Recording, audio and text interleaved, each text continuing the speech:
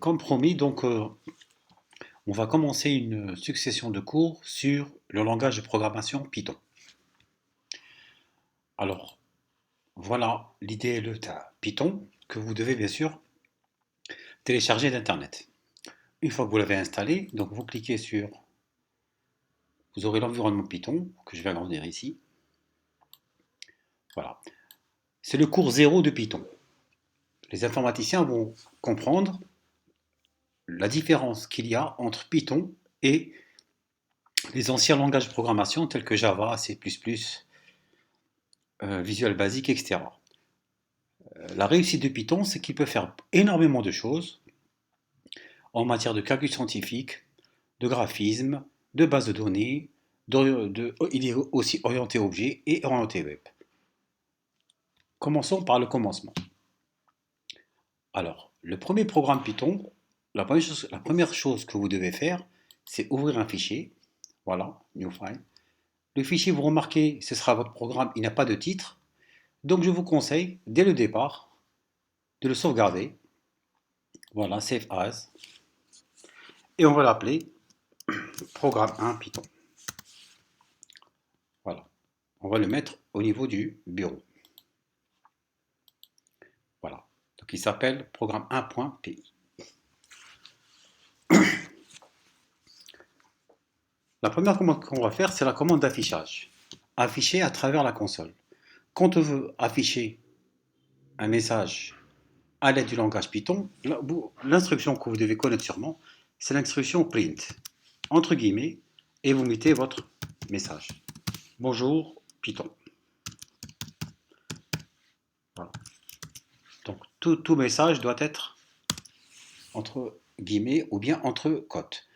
Remarquez ici, la première des choses à remarquer, c'est qu'au niveau du Python, vous n'avez ni accolade, ni point-virgule. La syntaxe est très très simplifiée. La seule chose que vous devez respecter, c'est les espaces. Écrire print bonjour Python comme ça, ou bien l'écrire comme ça, ce n'est pas la même chose. Ça peut engendrer une certaine erreur. Et pour exécuter ce petit programme, voilà, run module, voilà, et voilà le résultat qui est là, bonjour Python. Voilà. Maintenant, je reviens à mon application. Supposons que je veux comment se fait l'affectation en Python. L'affectation ne pose aucun problème. Elle est de type dynamique. Vous n'êtes pas obligé de, comme les autres langages, Java, vous vous rappelez en Java, on est obligé de faire string A pour dire que A est une chaîne de caractères. Pour dire que A est un entier, on est obligé de mettre int A. Pour dire que A est un réel, on est obligé de faire double A, etc. Python, non. On n'est pas obligé de déclarer le type de variable. Il se fait à partir du moment où vous affectez, par exemple, quand je fais ça, A égale 2, Python comprend forcément que A est de type entier. Quand je mets B égale 2,5, 2.5, Python comprend automatiquement que B est de type réel. Quand je mets C égale, entre guillemets, salut les stagiaires, salut mes amis, voilà, Python comprend que C est une chaîne de caractères. On appelle ça le typage dynamique. Vous n'êtes pas du tout obligé de déclarer le type de données avant de l'utiliser. Donc remarquez bien ici, j'ai mis bonjour Python. Si juste après je veux imprimer les valeurs print, donc si je mets print A, donc vous comprenez que ce qui va être imprimé là, affiché à la console, c'est la valeur 2. D'accord? Si je mets ça, ça veut dire qu'après la valeur 2, je veux afficher un message vide. Après B, donc ce sera la valeur. Quand on ne met pas de guillemets, c'est la valeur de A qui va sortir, qui va être affichée. Ici, c'est la valeur de B. Mais quand on met des guillemets, comme ici, bonjour Python, il comprend bêtement. C'est-à-dire qu'il va afficher comme résultat ce que vous avez mis entre côtes. D'accord? Et si je mets directement C, voilà, j'ai fait exprès. Donc, il va afficher bonjour Python. Ensuite, en principe, la valeur 2, espace, 2,5, et ensuite, salut mes amis. Je vais exécuter. Et voilà le résultat. C'est le résultat sur la console. Hein. Donc, regardez, bonjour Python, 2, les espaces, 2,5 et salut mes amis qui est dû, bien sûr, à l'affichage que j'ai fait. Ok. Aussi, autre chose assez extraordinaire par rapport aux autres langages, ici j'ai déclaré que C est une chaîne de caractères. Au niveau des autres langages, généralement dans le programme principal, C, une fois qu'elle est déclarée en chaîne de caractères, elle doit rester en chaîne de caractères. D'accord. Bon, à part si vous avez une autre classe, ça c'est autre. Ou une classe privée, ça c'est autre chose. Mais je peux directement dans le programme principal, si je fais ça, C égale à 9, ça veut dire qu'à partir de là, C devient une chaîne, devient un entier. Je vais imprimer, demander l'affichage de C. D'accord. Donc regardez bien. Voilà. 2, et voilà. C, c'était salut mes amis, et ensuite il est devenu 9. Ça veut dire qu'on peut changer le type de la donnée dans le même programme ou bien dans le même sous-programme.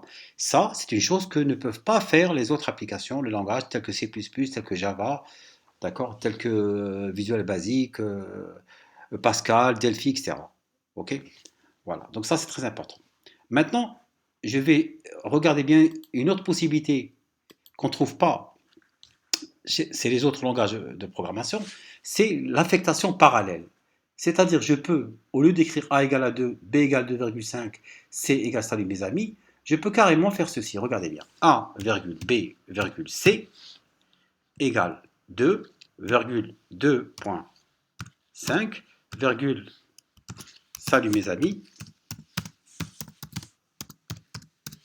Donc, on appelle ça l'affectation parallèle. Bien sûr, je vais enlever les autres. Voilà. Donc, print bonjour Python, A, B, C. Donc, affectation parallèle, ça veut dire A va prendre en valeur 2, B va prendre en valeur 2,5, C va prendre en valeur salut mes amis.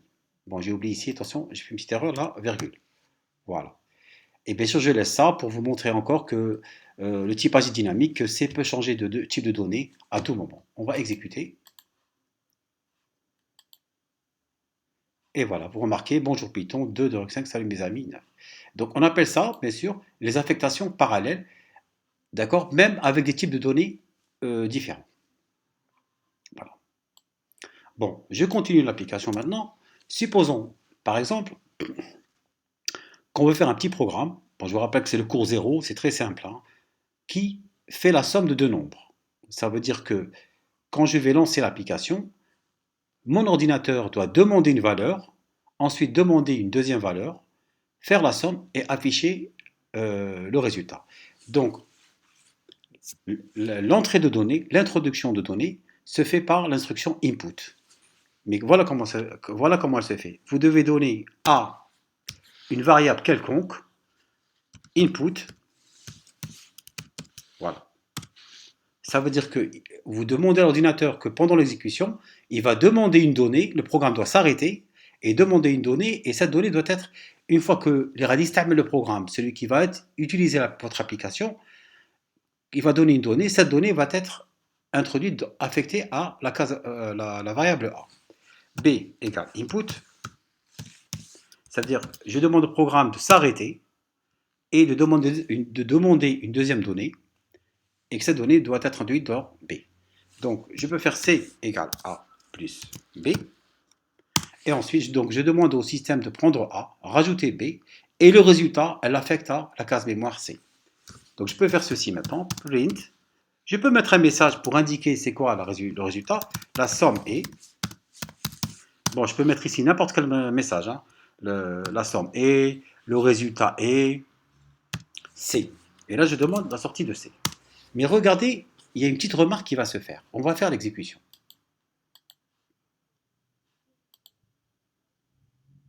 Regardez ici, il y a le curseur qui s'arrête. Hadi minjet hadi, d'où elle vient ça, c'est le curseur qui s'arrête. Justement, il est là. A égale input. Il est en train d'attendre et donner. Et input, c'est ce qu'elle fait. Elle vous dit, donnez-moi une donnée. Par exemple, je mets par exemple 24. Je valide. Il s'arrête encore. Pourquoi le programme s'est arrêté? Parce qu'il y a un input. Et je vais mettre par exemple un 1, exprès. Donc si je mets ça, 24 va être mis dans A, 11 dans B, la somme et le résultat. Mais vous verrez qu'il y a une petite remarque. La somme est, elle dit jet, print, la somme est, et ici on a C. Et bizarrement, regardez bien. Entre 24 et 11, ça fait 35. Ça ne fait pas 24, 11.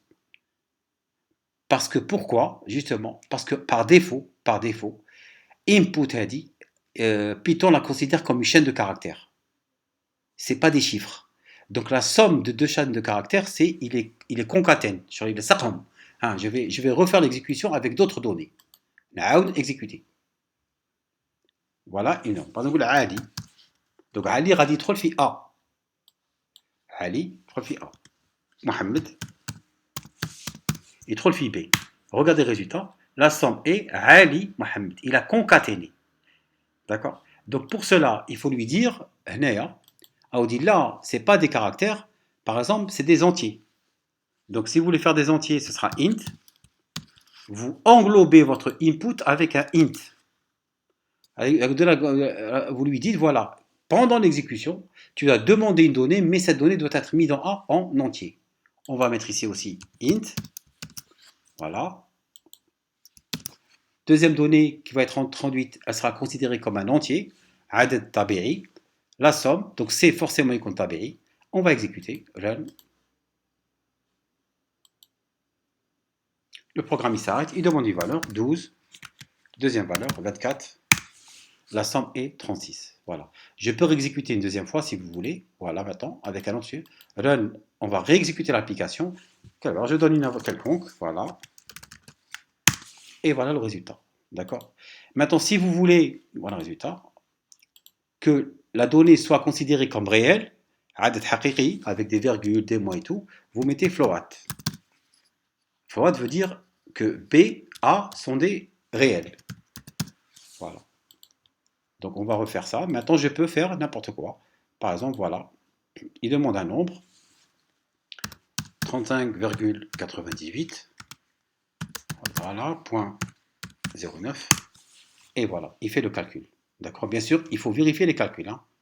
Donc on a fait un programme qui calcule la somme de deux nombres réels. Mais le problème qui se pose ici, ça veut dire qu'Uniji, par exemple, je dis à mon frère, voilà, à mon petit frère, je lui dis, voilà, tu veux faire ولدي السنه الخامسه راه يتعلم يحسب ولا السنه الثالثه راه يتعلم يحسب قال ما تكسرش راسك درت لك ابليكاسيون غير دير ران اعطيها القيم tu demandes d'exécution tu donnes les valeurs tu auras les résultats donc qu'est-ce qu'il va faire il va faire ça je lui apprends à faire ça tu fais ça c'est tout نقول له donc هنا هو نقول له quand il y a le curseur tu donnes le premier nombre mais ouais, il va pas comprendre هنايا علاش c'est quoi ça ce curseur qui bouge tout seul donc c'est pour ça que les applications il est préférable de donner un message, un message qui indique à l'utilisateur qu'est-ce qu'il doit donner comme valeur. Est-ce que c'est un nombre? Est-ce que c'est un nom? Est-ce que c'est une adresse? Comme un formulaire de saisie. Un formulaire, il te bloque le nom, à côté la case, tu as le nom. Comme ça, on comprend qu'il faut introduire un nom. Donc ici, dans le input, voilà ce qui est extraordinaire, c'est très léger. Voilà, donner, par exemple, donner le premier nombre.